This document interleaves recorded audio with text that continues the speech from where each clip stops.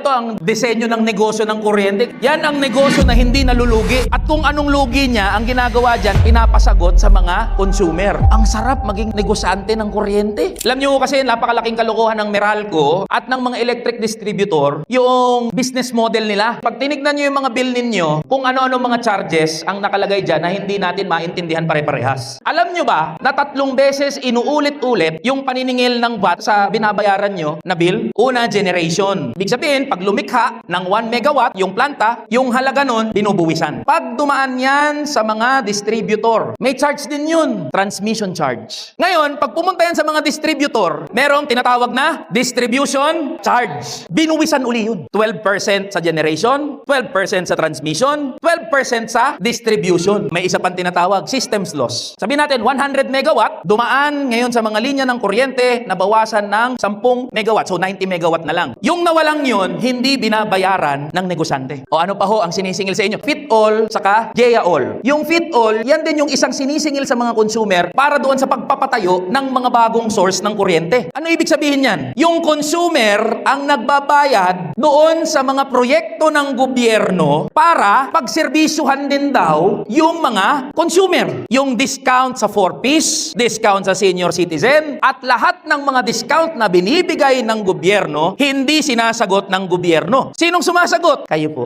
Ba't ko dinidiscuss to sa inyo? Kasi merong batas din kung bakit ganyan. EPIRA law. Yang batas na yan ang nagsasabi na lahat ng singilin ay kakarguhin ng mga consumer. Ang problema, yung sinisingil sa iba't ibang charges, saan napupunta? Sa pagnanakaw ng mga siraulo ng mga politiko. Ngayon, ang problema, pinag-aaway-away yung mga consumer, tayong mga ordinaryo, kaysa sabi nung iba, bakit naman kami ang magsasagot kakargo ng konsumo ng 4-piece beneficiaries at ng mga senior citizen? Hindi naman namin kinonsumo yan. Pero hindi dapat tayo mag-away-away. Ang dapat nating kagalitan ay yung sistema. Wala tayong problema na singilin tayo doon sa mga charges kung alam naman natin na makakatulong yan sa mamamayan sa kabuuan. Ang problema, hindi napupunta yung mga binabayaran natin doon sa dapat niyang pagkapuntahan. Kaya may sagot na sa tanong, bakit ang taas ng bill ninyo sa kuryente? Dahil tayo yung kumakargo sa lahat ng nawawala doon sa mga negosyante, mga oligarko ng mga kuryente at yung pagkukulang ng gobyerno. Di ba dapat yung kumpanya yung magbabayad ng buwis niya? Pag tinignan nyo sa bill ninyo, may nakasulat dyan, government taxes. Tama, nagnenegosyo ng libre. Lahat po yun kayo nagbabayad. Ganun lang kasimple. Kawawa ho tayo, di ba? Kailangan amyendahan yung batas na EPIRA at dapat panagutin yung mga siraulo ng mga negosyante ng kuryente. Saan ka nakakita? Kung ikaw ay negosyante, ikaw ang mga kapital. Kapag may nawala, ikaw ang sasagot at magkukover dun sa nawalan na kapital. Tama? Pero sa kuryente, hindi. Ang sumasagot ng lahat ng yan, tayo. Patas ba? Hindi. Makatwiran ba? Hindi. Lugi tayo. Kaya yan ho ang isa sa aamyendahan din natin, isusulong natin.